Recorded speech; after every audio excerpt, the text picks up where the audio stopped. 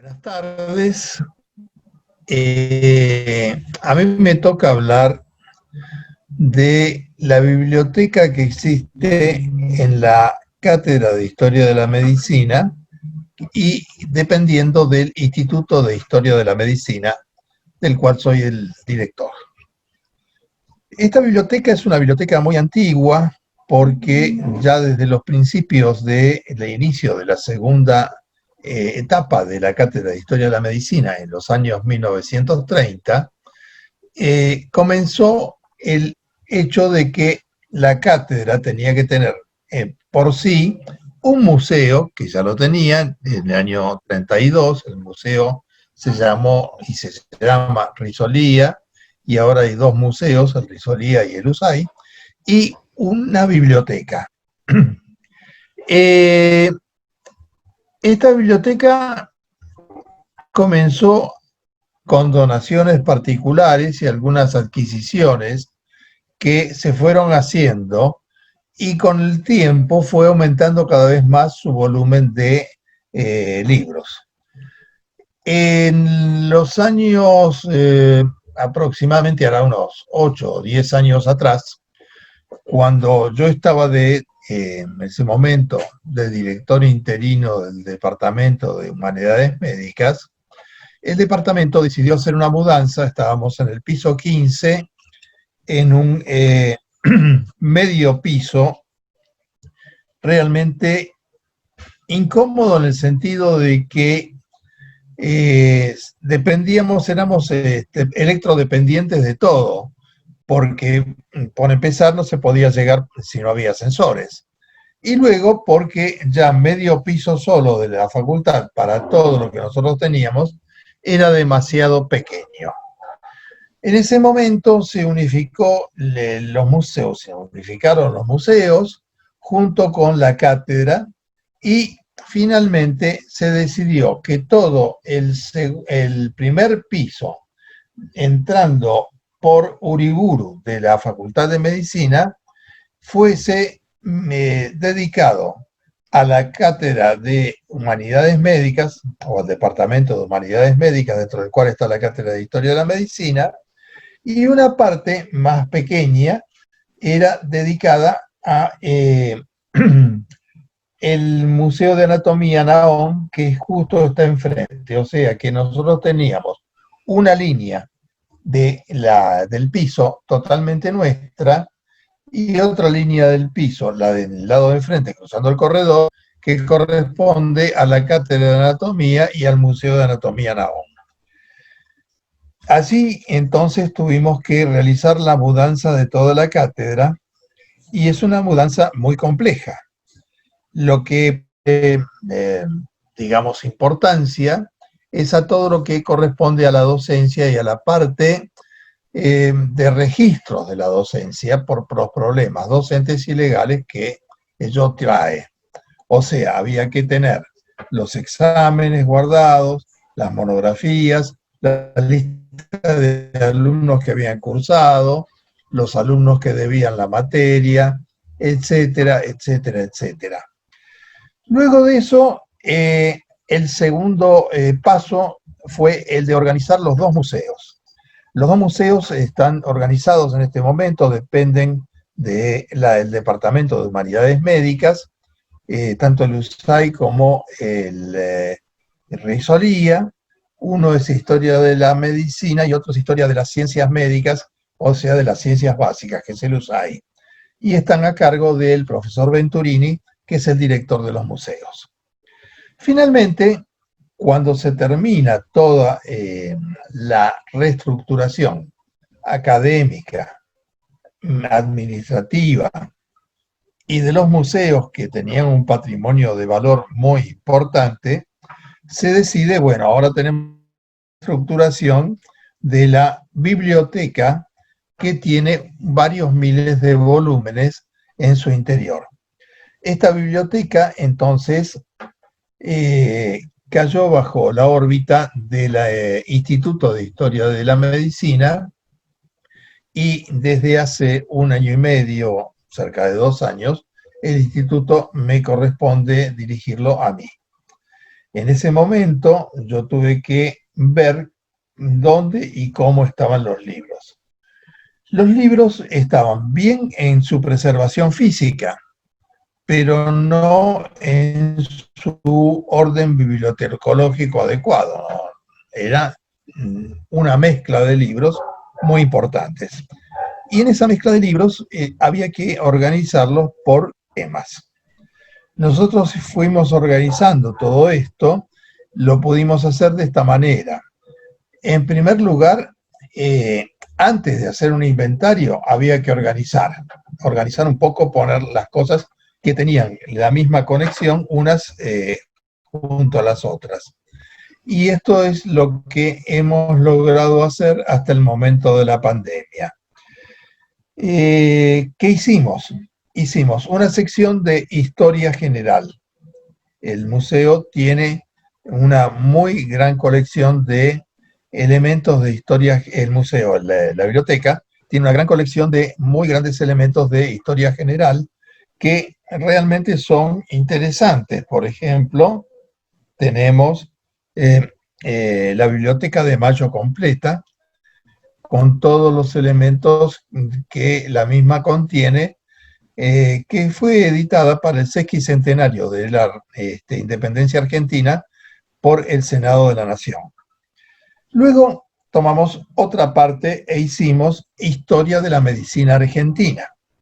Allí tenemos una enorme colección que es la de revistas.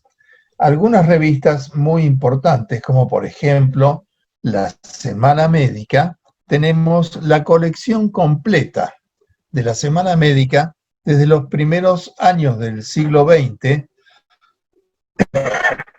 en que la misma fue editada hasta la actualidad. En otras tenemos colecciones casi completas y sobre todo de revistas que ya han desaparecido, lo cual es muy interesante. Por ejemplo, tenemos un ejemplar de la revista de la Conferencia de Médicos del Hospital Ramos Mejía, que es antiquísima, de también las primeras décadas del siglo, y que tiene entre sus redactores practicantes a los que fueron después numerosos profesores importantes en la Facultad de Medicina. Luego de eso tuvimos que empezar el ordenamiento de los libros de historia de la medicina. Nosotros, por principio y por razones de seguridad, decidimos que los libros de historia de la medicina que tuvieran un amplio valor bibliotecológico no fueran guardados en nuestro museo, sino que fueran resguardados en las salas de reservado del museo, de la Biblioteca Central de la Facultad de Medicina. Allí, por ejemplo, hay una primera edición de la anatomía del del año 1453, pero están en un lugar reservado y bajo una vigilancia más adecuada que la que puede ofrecerle la biblioteca del Instituto de Historia de la Medicina. El Instituto de Historia de la Medicina lo que sí tiene son obras en ediciones posteriores muy completas. Casi toda la obra completa de Ángel Roffo, por ejemplo. Casi todo lo que él ha escrito y ha publicado a través del Instituto del Cáncer que él dirigía. Tenemos la obra completa de Luis Pasteur. Tenemos gran parte de la obra de Paracelso y de otros genios importantes de la antigüedad médica. Luego tenemos una parte de colección de libros antiguos de medicina, los cuales nos pueden ser útiles, sobre todo para orientarnos de cómo estudiaba un estudiante de medicina, por ejemplo, en 1910, su carrera, cómo la estudiaban en 1930, cómo la estudiaban en 1950. ahí se van viendo, y por la temática, la rotación que hay, tanto de influencias extranjeras en la facultad, como de influencias de las distintas escuelas. Cuando tomamos los primeros libros del siglo XX, son libros generalmente en francés. La escuela francesa era la predominante en ese momento. Algún libro estaba en inglés y alguno está en alemán. Es decir, que el estudiante de medicina tenía que saber por lo menos idioma francés seguro. Y había algunos pocos libros que estaban en castellano. Más adelante empieza a haber ya libros en castellano, y más adelante empieza a haber libros en castellano, pero ya no de escuela francesa, y libros en inglés, escuela norteamericana, y cambia también la temática, porque de una escuela clínica como fue la francesa pasamos a una fisiopatológica, como es la actual escuela norteamericana, que es la que se está estudiando prácticamente en todo el mundo occidental. Entonces, esto permite también tener un claro ejemplo de cómo fue evolucionando las ideas médicas en esos momentos. Otros libros que tenemos son realmente curiosidades. Por ejemplo, tenemos libros de pleitos en los cuales hubo que hacer peritajes médicos. Por supuesto, vuelvo a decir, no son ejemplares originales, son ediciones posteriores, ¿no es verdad? De pleitos que se hicieron, por ejemplo, de insanía o de herencias en los siglos XVII o XVIII y algunos del siglo XIX, que también ofrecen una real idea de cómo estaba la situación en esos momentos con respecto a la medicina legal. Otros elementos que tenemos son los libros que poco a poco van apareciendo acerca de la salud pública y cómo van incrementándose en el tiempo y cómo se va cambiando la vieja idea desde los libros que no eran de salud pública, sino que se llamaban de higiene, que hasta hace 50 años así se llamaba los estudios de medicina en la comunidad, a la actual salud pública y los cambios que ha habido en la temática de los mismos. Es decir, nuestra biblioteca está todavía necesitada de de hacer el fichero. Todavía no lo tenemos hecho, es un gran trabajo, son miles de libros.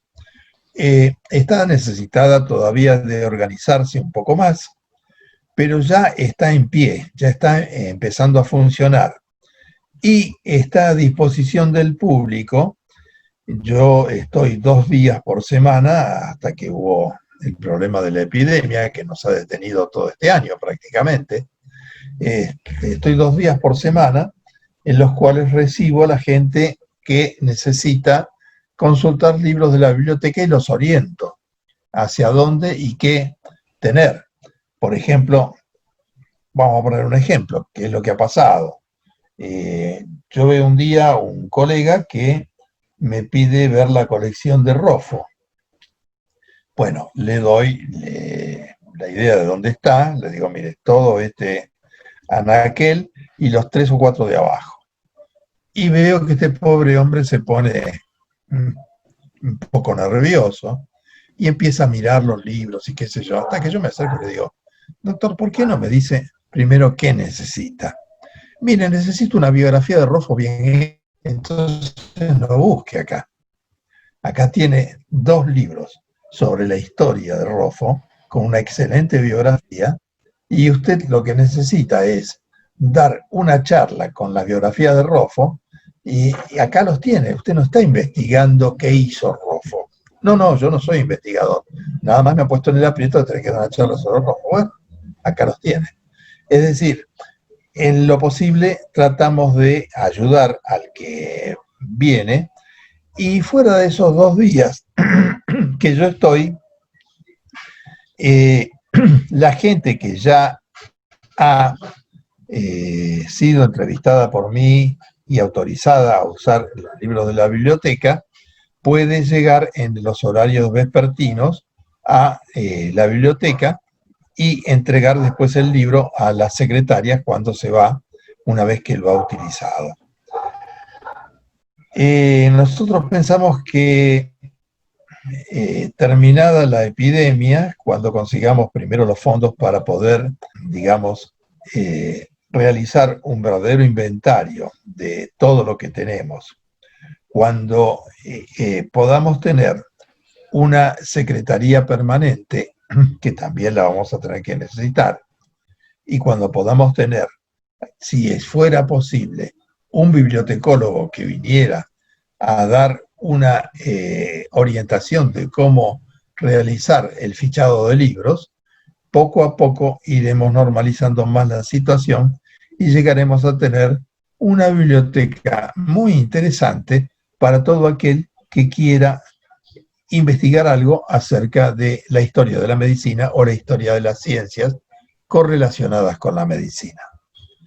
Por ahora, eso es todo lo que nosotros podemos decir de nuestra biblioteca. Estamos trabajando en ella y el que quiera venir a trabajar, han venido varios colegas jóvenes y algún estudiante de medicina que, atraídos por la novedad, nos están ayudando y realmente la juventud es algo muy importante para trabajar porque son los que dan el impulso y los que hacen las preguntas. Son bienvenidos y todos nosotros estamos a disposición de ellos. Nada más.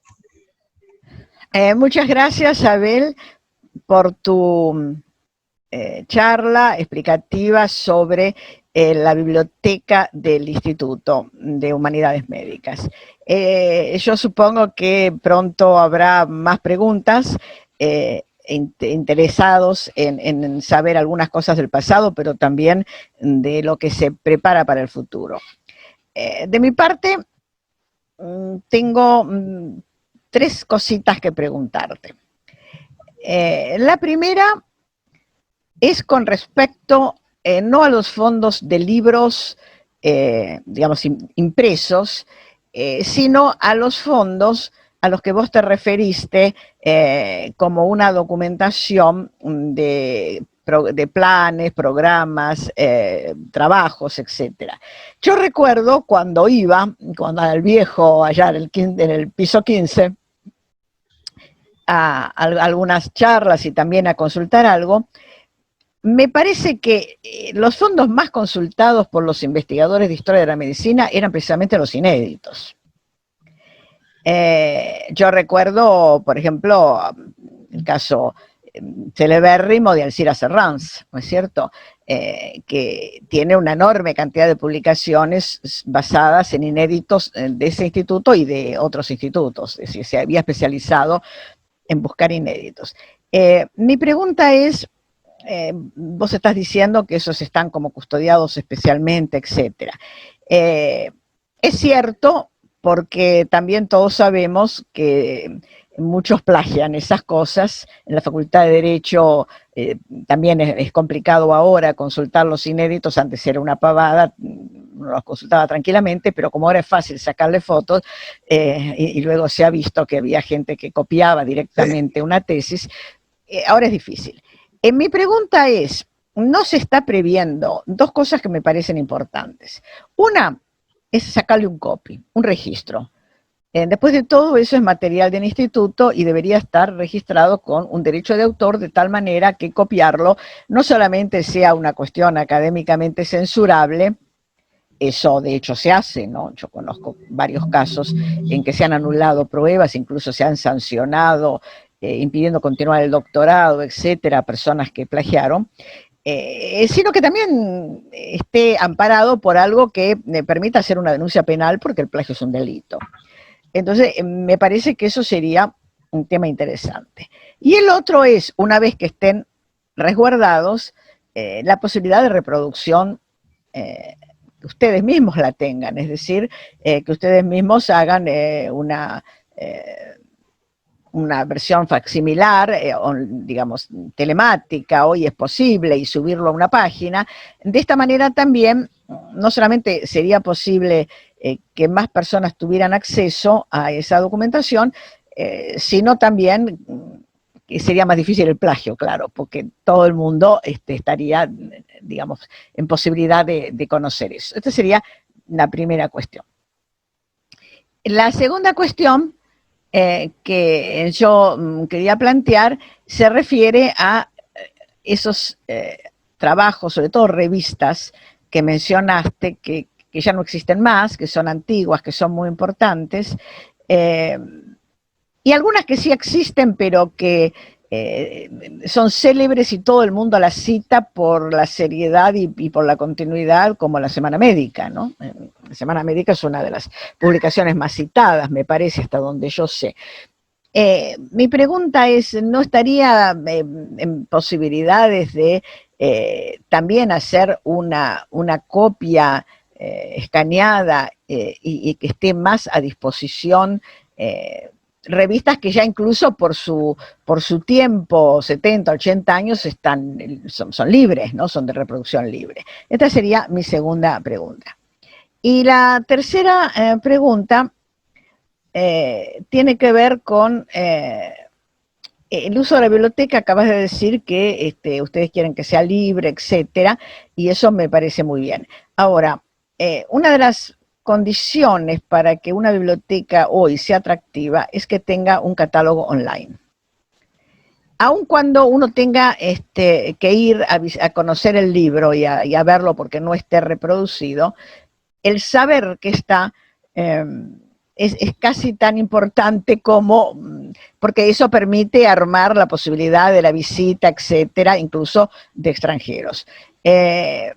Pregunto entonces si en esta idea, en esta etapa de la idea de hacer una catalogación moderna, conforme a algún sistema internacional, qué sé yo, el de la UNESCO o el que se está usando ahora en Europa o cualquier otro, está pensado que pueda ser un catálogo online. Bueno, esas son mis tres preguntitas. Bueno, te voy contestando. Respecto de las tesis de doctorado. Las tesis de doctorado, en principio, pueden tener su copyright, pero queda librado al deseo del autor. Por ejemplo, mi tesis de doctorado tiene copyright. Perdón, yo me refiero a los que ya han muerto. Ustedes tienen tesis de hace casi un siglo. Sí, señor. Esas tesis, desde hace casi un siglo, si pasaron más de 70 años, son de dominio público. Claro, pero de cualquier manera, teniendo un copy, al reproducirlos a nombre de otro, igual el que tiene un copy puede accionar para que sí, no seguro. Que no lo pueda reproducir, sino que tenga que reproducirlo con el nombre del autor. Te digo porque este asunto se nos planteó en una asociación y bueno, lo tuvimos que consultar con abogados especializados y la recomendación fue esa, ¿no? Sí, el tema, ¿sabes cuál es? El tema es que en medicina, salvo para lo que sea historia de la medicina, un libro de hace 10 años es viejo. Eso es verdad. Es viejo, ya no sirve. O sea, nadie puede copiarse un libro que yo escribí hace 10 años sobre el metabolismo de los hidratos de carbono en tal enfermedad, porque seguramente ya es viejo, se ha demostrado que sí o que no. Si se demostró que sí, me saqué un premio, ya está en conocimiento de todo el mundo. Y si fue que no, ya no sirve volver a decirlo. Lo que hay que tener mucho cuidado es cuando uno publica algo que le parece que es muy original. No es el caso nuestro de historia de la medicina, pero ya que estamos, si yo encontrara algún elemento muy original y lo quiero publicar, bueno, mejor lo publico también en inglés.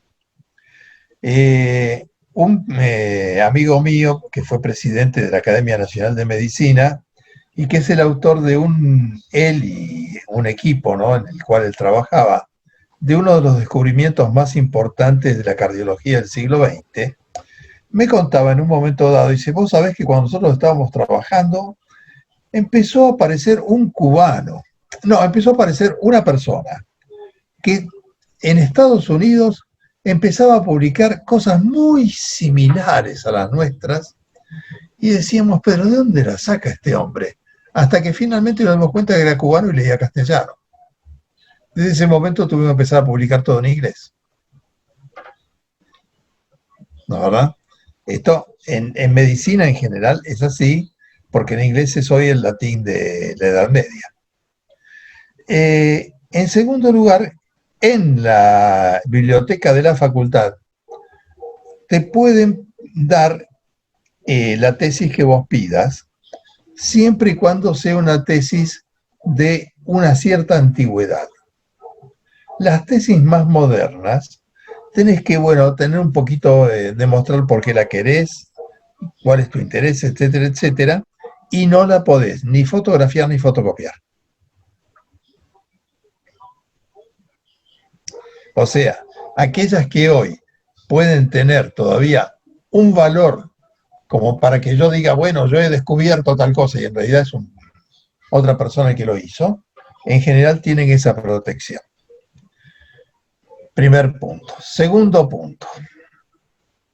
El total de personal que por el momento está trabajando en el Instituto de Historia de la Medicina, trabajando, no, digamos, puede pertenecer a la cátedra y puede, por hecho de estar en la cátedra, pertenece al instituto. Pero está trabajando físicamente con los libros, es quien te dice que mucha fuerza y mucha agilidad como para subirme a unos escalones no tengo.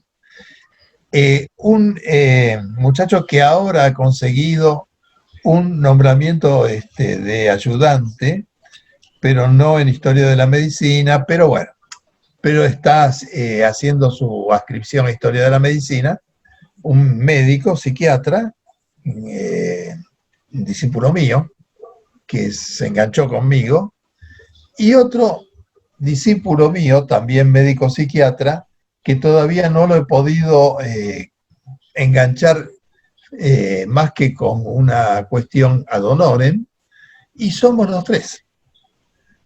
No tenemos ninguna ayuda externa. Bueno, sí, la de las ordenanzas que le podemos pedir en el momento que no tenga que limpiar el aula y demás.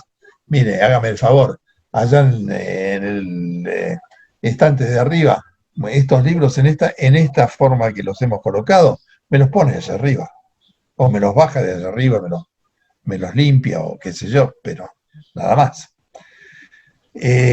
Necesitaríamos, sí, desde ya, el instituto en su momento y el departamento, lo que era en su momento cuando yo entré nada más que la cátedra de Historia de la Medicina, tenía más personal.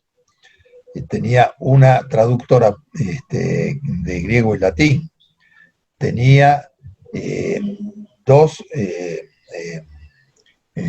ordenanzas propios solamente para la cátedra de Historia de la Medicina. Tenía una